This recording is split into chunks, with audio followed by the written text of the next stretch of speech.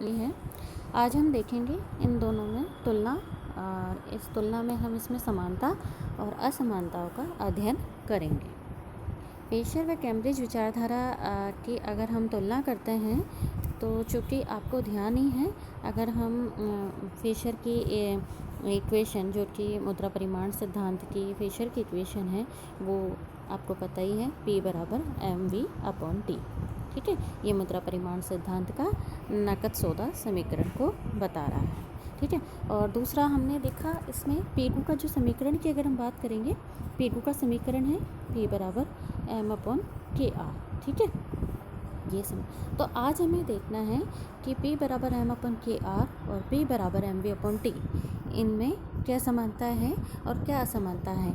एक समीकरण जो फिशर का है वह नकद सौदा समीकरण से संबंधित है, और दूसरा जो कि P2 समीकरण है और कैम्ब्रिज समीकरण से संबंधित है, ये आपके नकद शेष समीकरण को बताता है। ठीक है, तो अगर हम इनकी समानताओं की बात करें, समानताओं में हम देखते हैं कि ये दोनों ही सिद्धांत क्या है, मुद्रा परिमाण को मूल्य निर्धारण का घटक मानते हैं। चूँकि मुद्रा के मूल्य के निर्धारण की अगर बात आती है, मुद्रा के मूल्य के निर्धारण के, तो ये मानते हैं कि मुद्रा की मांग और पूर्ति से होते हैं। इसके अलावा ये मानते हैं कि मुद्रा की जो मात्रा होती है ये इसकी क्या करती है, मूल्य के निर्धारण का काम करती है। तो दोनों ही समीकरण ही मानते हैं कि मनी सप्लाई मुद्रा के परिमाण सिद्धांत को निर्धारित करने का या मुद्रा के मूल्य निर्धारण में एक महत्वपूर्ण घटक है। मुद्रा परिमाण को हम मुद्रा की मात्रा भी कह सकते हैं, यानी मुद्रा की मात्रा का उसके मूल्य निर्धारण में कितना रोल है, ये दोनों ही जो समीकरण हैं ये दोनों ही इस चीज़ को सिद्ध करते हैं अपने सिद्धांतों के माध्यम से। नेक्स्ट अगर हम देखते हैं, दोनों में बीजगणितीय समीकरणों का प्रयोग किया गया है। जैसा कि हमने ये देख ही रखा है, जब फिशर की इक्वेशन थी, इसमें अगर हम इनके मूल्य रखते हैं, P है ना, M का मूल्य रखा जाता है, V का, T का, तो हम क्या कर सकते हैं, इससे प्राइस का मूल्य निर्धारित कर सकते हैं। नेक्स्ट है, दोनों में लगभग समान बीज चिन्हों का प्रयोग किया है। अर्थात अगर हम बात करें पेशर के समीकरण की, अगर हम बात करते हैं जहाँ पर वो जो MV है ये मुद्रा की सप्लाई को बताता है, ये MV कैम्ब्रिज समीकरण में M के रूप में ट्रांसफर हो जाता है इसका। ठीक है, इसी प्रकार से फिशर समीकरण में जो T है, जो सौदों और व्यापार सौदों की मात्रा है, वो कैम्ब्रिज के समीकरण में KR इसके रूप में शो होता है, और P जो कि दोनों में ही मूल्य स्तर का सूचक है। नेक्स्ट अगर हम देखते हैं, दोनों ने साख मुद्रा व बैंक निक्षेपों को मुद्रा की पूर्ति में शामिल किया है। दोनों ही आप देख सकते हैं फिशर के समीकरण की अगर हम बात करते हैं, MV प्लस M-V' जो यहाँ पर जैसे फिशर के समीकरण में जो M दिया हुआ है, मुद्रा और साख मुद्रा दोनों का ही रूप है। ठीक है, आगे इसमें देखते हैं हम, अगर हम अंतर की बात करते हैं मुद्रा परिमाण सिद्धांत में, अगर हम मुद्रा के परिमाण सिद्धांत का जो फिशर और कैम्ब्रिज इक्वेशन दी गई है, इसके अंतर की अगर हम अध्ययन करें तो अंतर में हम पाते हैं, पहला अंतर अगर आप देख ही सकते हैं, पहला आदान प्रदान दृष्टिकोण। चूँकि फिशर का जो मुद्रा परिमाण सिद्धांत है यह है आदान प्रदान दृष्टिकोण पर आधारित है, जिसमें मुद्रा सिर्फ विनिमय माध्यम के रूप में कार्य की जाती है। इसी प्रकार से जब हम कैम्ब्रिज इक्वेशन में बात करते हैं तो कैम्ब्रिज इक्वेशन में मुद्रा के संचयन कार्य पर ज़्यादा बल दिया गया है। इस प्रकार मुद्रा संचयन के संबंधी कार्य पर का कार्य भी करती है। नेक्स्ट अगर बात की जाती है, आदान प्रदान दृष्टिकोण के अलावा मुद्रा के विनिमय माध्यम पर बल है, और ये है संचयन कार्य पर बल। यानी ये कहना चाहता है कैम्ब्रिज इक्वेशन कि मुद्रा की मांग सिर्फ विनिमय माध्यम के लिए नहीं की जाती, अपितु कुछ मुद्रा को बचत के रूप में भी रखा जाता है, ताकि भविष्य में आने वाली आकस्मिक आपदाओं में या सट्टा उद्देश्य या ब्याज की दर में होने वाले परिवर्तनों का लाभ उठाया जा सके। नेक्स्ट है मुद्रा मूल्य में परिवर्तन मुद्रा की पूर्ति से। फिशर की जो इक्वेशन है इसमें आप ये देख सकते हैं कि जो P में परिवर्तन आता है वह M में परिवर्तन के कारण होता है। अर्थात M अगर परिवर्तित होता है तो उसकी वजह से P में परिवर्तन आता है, यानी यहाँ पर मुद्रा की पूर्ति में परिवर्तन आने से कीमतों में परिवर्तन आता है। जबकि अगर हम कैम्ब्रिज इक्वेशन की अगर हम बात करते हैं तो वहाँ पे जो कीमतों में मुद्रा के मूल्य में जो परिवर्तन आ रहा है वह मुद्रा की मांग से संबंधित है। आप इक्वेशन में देख सकते हैं कि P बराबर M अपॉन के आर। यहाँ पर ये जो K इसमें जो चेंज आता है इसकी वजह से आपके P में चेंज आता है, यानी यहाँ पर मुद्रा की मांग को मुद्रा के मूल्य से कोरिलेट किया गया है, जबकि फिशर इक्वेशन में मुद्रा की पूर्ति में परिवर्तन से कीमतों में परिवर्तन को बताया गया है। नेक्स्ट, फिशर इक्वेशन दीर्घकालीन है। दीर्घकालीन इस सेंस में है कि आप ये जो मुद्रा का परिमाण सिद्धांत जो कि बता रहा है कि मुद्रा की मात्रा और मुद्रा के मूल्य में संबंध है, ये संबंध अल्पकाल में ना होकर दीर्घकाल में पाया जाता है।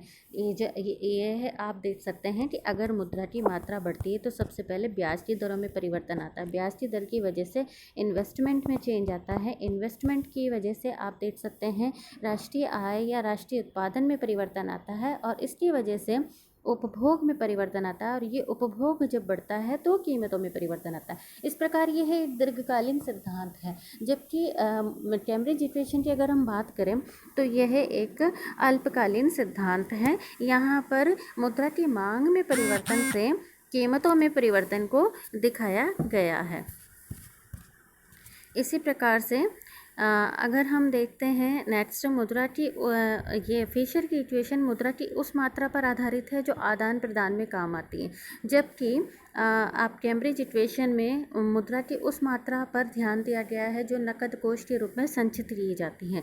इसी प्रकार से अगर हम देखें तो फिशर ने मुद्रा के चलन वेग पर काफ़ी बल दिया है, जबकि कैम्ब्रिज इक्वेशन मुद्रा के संचित कोष पर बल देता है।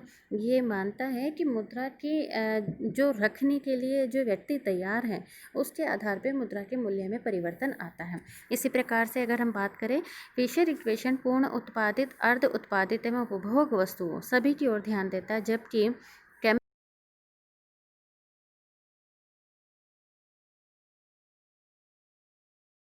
कैम्ब्रिज इक्वेशन बात करते हैं P के आर, तो यहाँ जो आर है ये वह समाज की वास्तविक आय है जो कि उपभोक्ताओं द्वारा उत्पादन के वस्तुओं पर खर्च की जाती, उपभोग की वस्तुओं पर खर्च की जाती हैं। इसी प्रकार से फिशर इक्वेशन अगर हम बात करें तो ये अव्यावहारिक और सैद्धांतिक ज़्यादा है, जबकि कैम्ब्रिज इक्वेशन व्यावहारिक है और यह वास्तविक भी है। अगर हम इसमें और भी बात करें तो फिशर का सिद्धांत दीर्घकालीन सिद्धांत है जो कि पीरियड ऑफ टाइम पर ध्यान देता है। जैसा कि मैंने आपको बताया है कि P में जो परिवर्तन आएगा उसका उन्होंने कारण बताया, M की वजह से वो परिवर्तन आएगा, लेकिन इस M में परिवर्तन से P में कब कितने टाइम बाद में परिवर्तन आएगा, ये इस चीज़ का ये अध्ययन नहीं कर पाए हैं। ये पीरियड ऑफ टाइम से संबंधित इन्होंने बता दिया कि ये लंबे टाइम में चेंज आएगा, जबकि Cambridge equation point of time की बात करता है। इसी प्रकार से आप इसमें फिशर के जो सिद्धांत में उत्पादन और उपभोग की सभी वस्तुओं को समावेश किया गया है, जबकि कैम्ब्रिज इक्वेशन सिर्फ और सिर्फ उपभोग वस्तु को समावित करता है। आगे हम इसमें देखते हैं फिशर के इक्वेशन में जो P है वह क्रय विक्रय के बाद का चित्र प्रस्तुत करता है, यानी एक्सपोस्ट है ना, क्रय विक्रय के बाद का चित्र प्रस्तुत करता है, आप ये कह सकते हैं।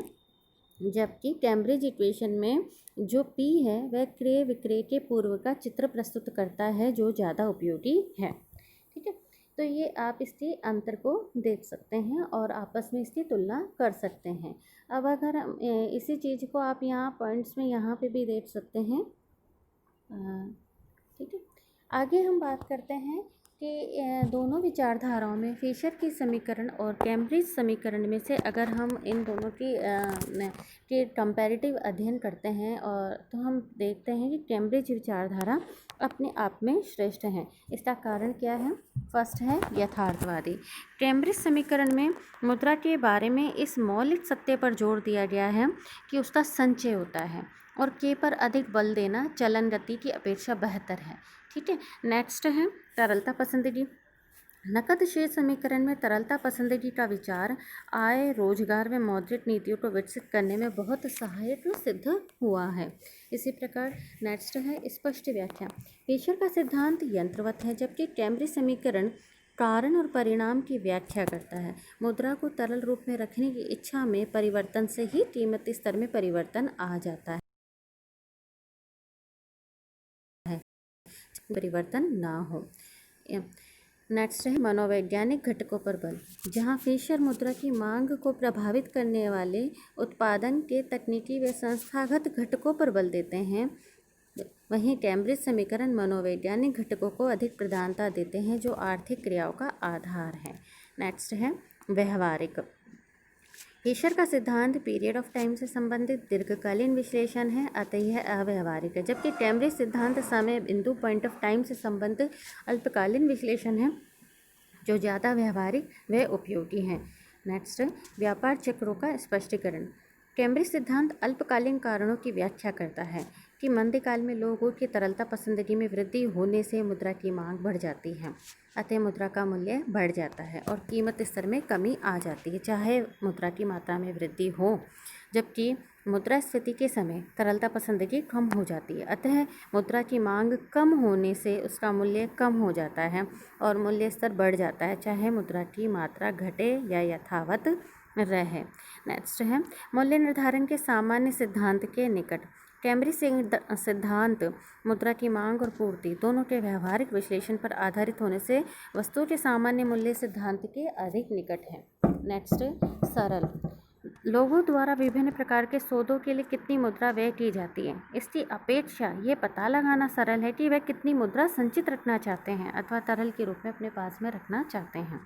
नेक्स्ट है ये केन्स के रोजगार सिद्धांत का आधार है।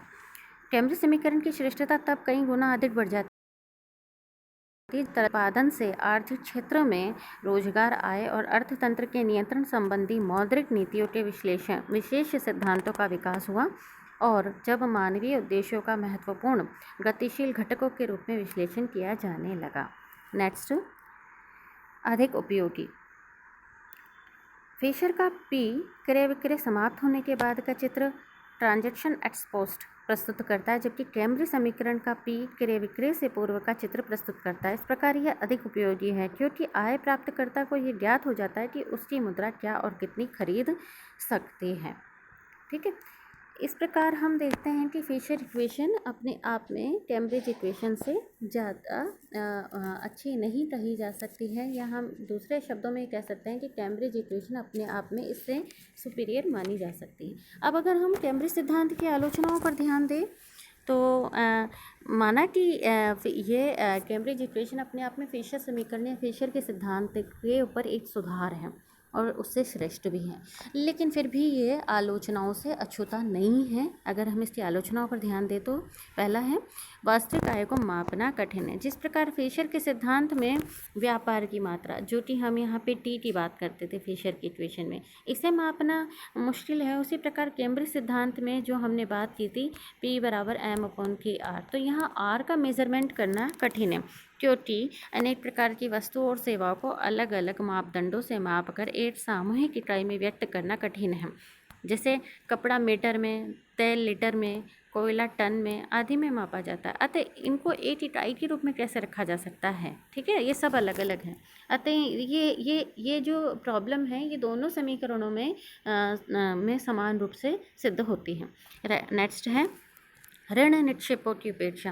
कैम्ब्रिज सिद्धांत में केवल नकद जमाओं पर ध्यान दिया गया है और ऋण निक्षेपों यानी क्रेडिट डिपॉजिट को भुला दिया गया है, जबकि बैंक के निक्षेप दो प्रकार के होते हैं। एक में जनता अपनी बचतों को नकद रूप में बैंक में जमा करती है तथा दूसरे बैंकों द्वारा दिए गए ऋण पूर्णतः या अंशतः उसी बैंक में ऋणी के खाते में जमा दर्शाए जाते हैं।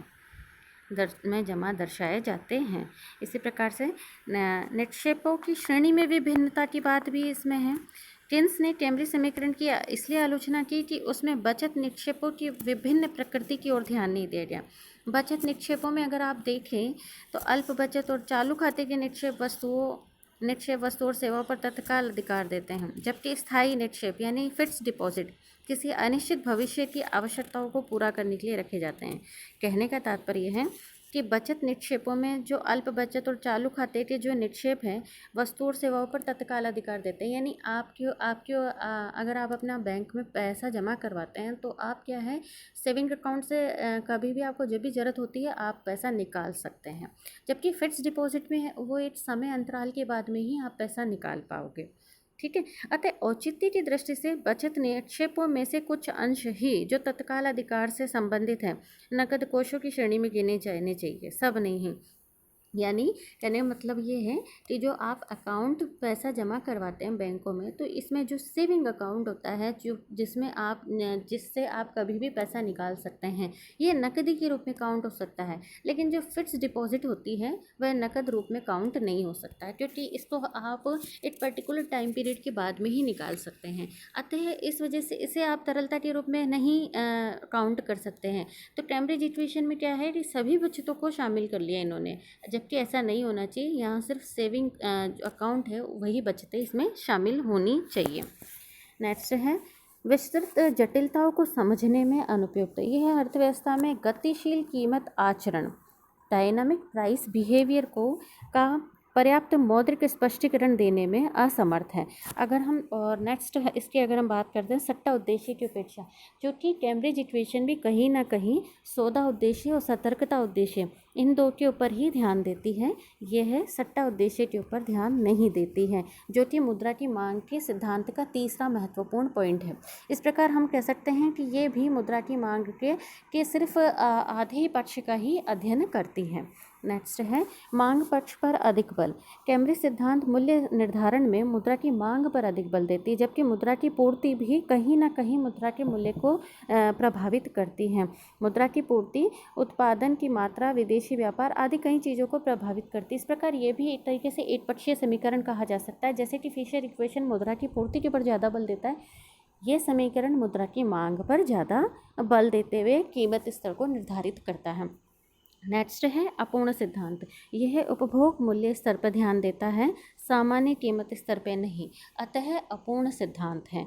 ठीक है, यानी ये सिर्फ और सिर्फ आपके उपभोग मूल्य जो कि कंज्यूमर खर्च कर रहे हैं उसके ऊपर ध्यान देता है। ये सामान्य कीमत स्तर यानी अर्थव्यवस्था में जितनी भी वस्तुएं और सेवाओं का प्रोडक्शन हो रहा है उनकी जो जनरल प्राइस लेवल है उसके बारे में ये अध्ययन नहीं करता है। इस प्रकार यह एक अपूर्ण सिद्धांत है। इस प्रकार हमने आज कैम्ब्रिज विचारधारा की आलोचनाओं का अध्ययन किया। आगे का रिमेनिंग जो पार्ट है हम अगली क्लास में लेंगे। Thank you.